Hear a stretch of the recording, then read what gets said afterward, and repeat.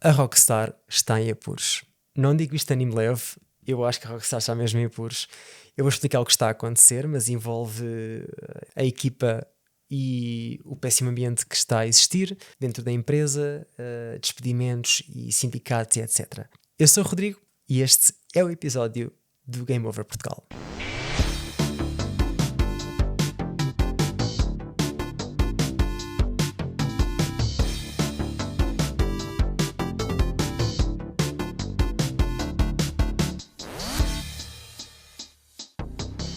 A Rockstar sempre viveu numa zona bastante curiosa, porque é uma empresa enorme, mas ao mesmo tempo parece trabalhar como se cada jogo fosse a aposta decisiva da próxima tendência de jogos que vão sair, especialmente no que toca ao GTA, não é? Quando lança um título, o mundo quer logo saber o que é, porque estamos a falar da Rockstar. Quando atrasa um jogo, o mercado comenta.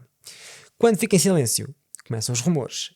E isso é especialmente verdade com o GTA 6. Nos últimos meses, porém, o foco mudou um bocado porque a conversa deixou de ser só sobre quando é que o jogo sai, o que é que vai trazer e como será o mapa, a sua história, a sua jogabilidade. Neste momento, a história passou a ser também sobre o ambiente dentro da empresa. E aqui não estamos a falar de uma crítica, que às vezes lemos online, estamos a falar de despedimentos, estamos a falar de vidas de pessoas, estamos a falar de acusações formais de sindicalização reprimida. Segundo a cobertura feita em 2025, a Rockstar despediu entre 30 a 40 trabalhadores no Reino Unido e no Canadá. A versão oficial da empresa foi que estes cortes ocorreram por má conduta grave e por violação de políticas internas ligadas à informação confidencial. Mas o sindicato britânico IWGB disse outra coisa. Para eles isto foi uma ação contra trabalhadores envolvidos em organização sindical. E é aqui que começamos a ouvir a parte mais séria da história, porque o problema já não é houve despedimentos, o problema é saber porquê. E quando uma empresa do tamanho da Rockstar entra nesse tipo de conflito, tudo ganha uma dimensão bastante diferente. Vamos aos factos. No fim de outubro de 2025, a empresa noticiou despedimentos na Rockstar que afetaram dezenas de trabalhadores em estúdios do Reino Unido e do Canadá. A notícia espalhou-se depressa, porque a própria escala do caso já era suficiente para causar impacto. Não se trata de uma saída pontual, não é? Uma pequena, sei lá, algo que aconteceu. Isto é uma decisão que está a tomar imenso peso atualmente e que provavelmente pode também definir os direitos dos trabalhadores na indústria gaming.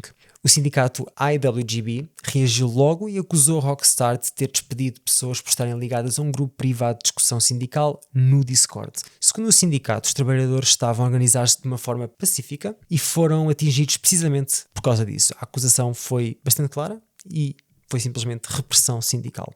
A Rockstar respondeu de forma igualmente clara. A empresa negou qualquer ligação aos sindicatos e disse que os despedimentos aconteceram por causa de quebra de regras internas, nomeadamente a divulgação de informação confidencial. Portanto, a empresa diz que foi uma questão disciplinar, o sindicato diz que foi uma ação contra a organização laboral. E quando tens estas duas versões tão opostas uma da outra, o caso deixa de ser só jurídico ou administrativo e passa a ser político, mediático e provavelmente simbólico, porque, como eu disse há pouco, pode definir o futuro das empresas desta indústria. A parte mais importante aqui é perceber a posição oficial da Rockstar, porque eles defendem os trabalhadores ou não defendem os trabalhadores. A empresa disse que os despedimentos não tinham relação com a sindicalização e que estavam ligados à má conduta grave. De acordo com a sua explicação, os trabalhadores teriam partilhado ou discutido informação confidencial de forma indevida. Pronto, nós sabemos que o Discord não é a forma mais segura de partilhar informação, mas pronto. A empresa defendeu-se, portanto, com a ideia de que estava a proteger processos internos e propriedade intelectual.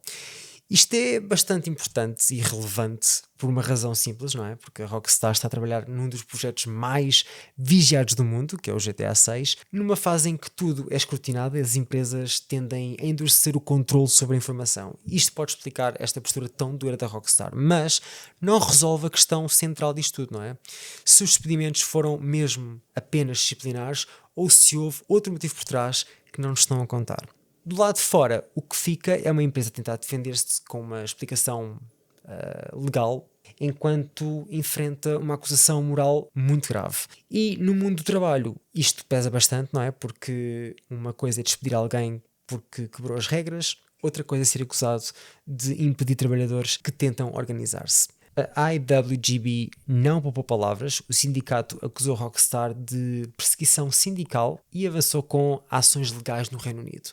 Disse também que alguns dos trabalhadores afetados tinham ligações à organização sindical ou estavam em processo de adesão.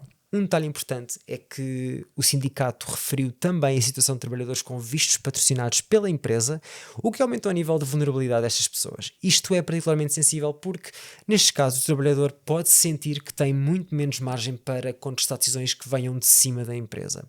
Ou seja, para o sindicato, a questão não é só laboral, mas é uma questão de poder abusivo. Quem tem o controle? Quem é que pode falar? Quem pode organizar-se ou não?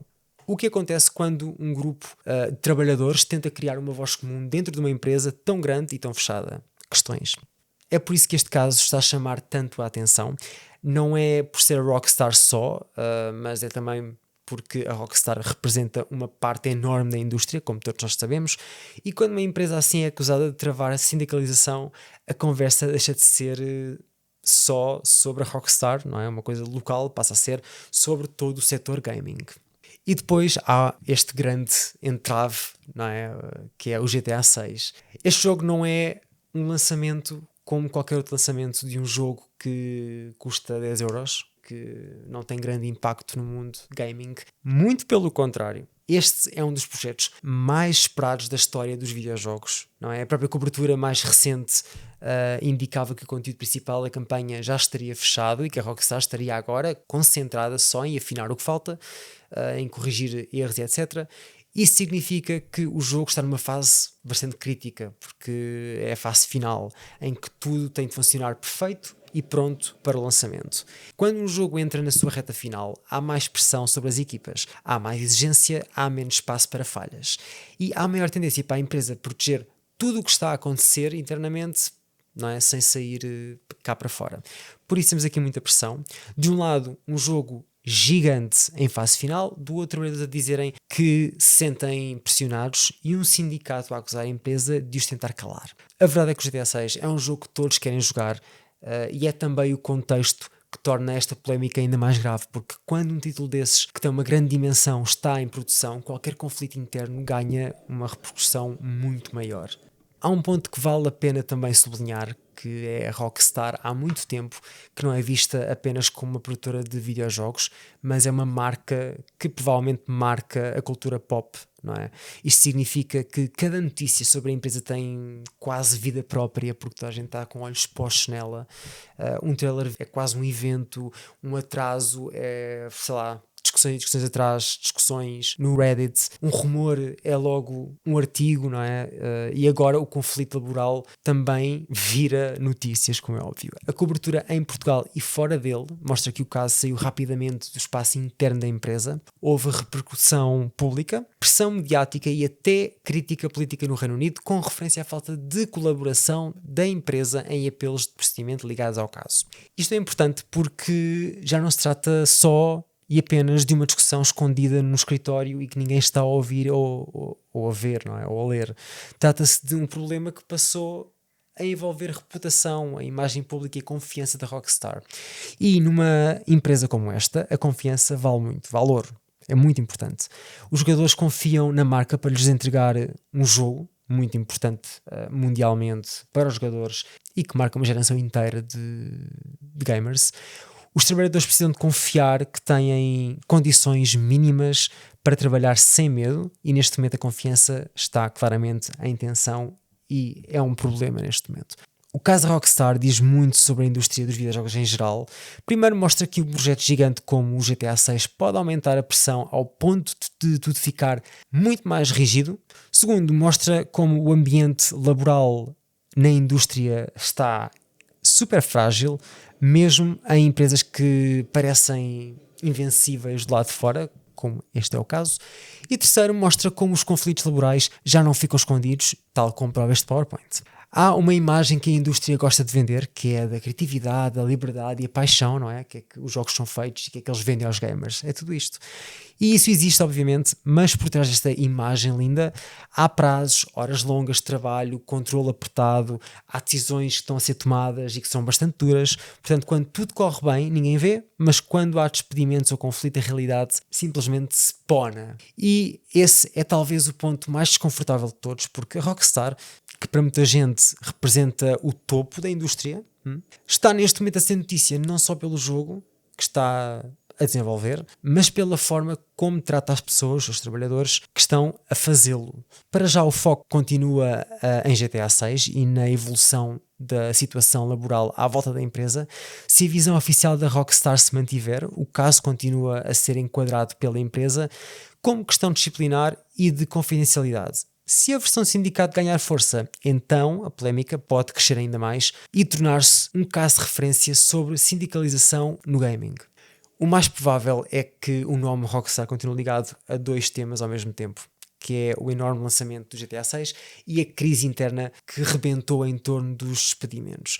E isso torna o momento da empresa particularmente delicado, porque quanto mais perto estiver do lançamento, mais atenção vai ter, e quanto mais atenção houver, menos fácil será se calhar varrer esta história para debaixo do tapete, o que não deve acontecer, não é? No fim, a história da Rockstar é neste momento esta, pronto, é o que eu vos disse, uma empresa que está a preparar um dos jogos mais esperados de sempre, que marcou uma geração, enquanto lida com despedimentos, com acusações que são muito sérias, de repressão sindical e uma pressão pública que não para de crescer e que todos os dias há sempre novos artigos que vemos a aparecer online com novos acontecimentos. GTA 6 continua a ser o grande título à vista, mas por trás deste jogo há uma história que tem um certo passado um bocado mais dark. Uma história sobre poder, sobre medo, sobre controlo e trabalhadores que dizem ter sido atingidos negativamente por tentar organizar-se.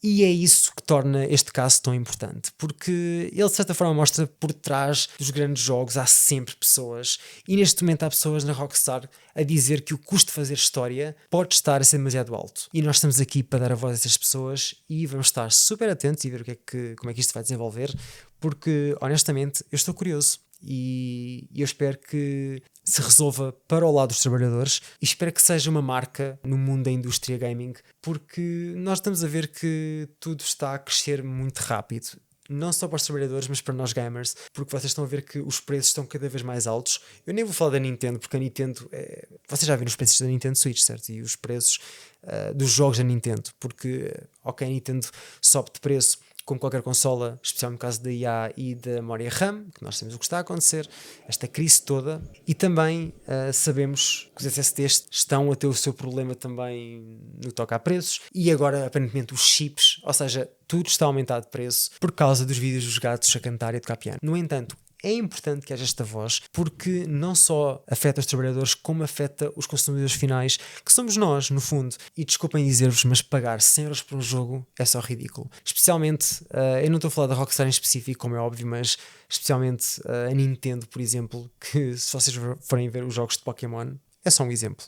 Jogos que saíram há anos estão com o mesmo preço de lançamento. E tal como na Steam e outras plataformas, os jogos não são vossos. Os jogos são uma key que dá autorização para jogarem. Ou seja, estamos a pagar imenso por uma autorização. É que nem sequer compram. Portanto, há muito que se liga a esta história e eu espero que isto se desenvolva, porque eu sinto que se isto for investigado, eventualmente vai chegar a outros parâmetros, outros termos. Não sei, eventualmente vai dar um colapso. Se calhar é isso que devia acontecer. Espero que a União Europeia também tenha alguma mão nisto, porque estão a tomar decisões muito interessantes sobre a tecnologia e sobre os jogos e etc. E se por acaso dava um ótimo episódio de podcast, e eu no futuro se calhar vou pegar nisso. Mas para já, se quiseres dar este podcast, eu agradeço imenso. Podes votar 5 estrelas nesse podcast no Game of Portugal, podes comentar e deixar o teu like e o teu follow, e também seguir nas redes sociais. E se quiseres dar a tua opinião, elas estão na bio. Este podcast está disponível nas plataformas habituais, neste caso Spotify e Apple Podcasts. Obrigado por ouvires. Este foi mais um episódio de Game Over Portugal.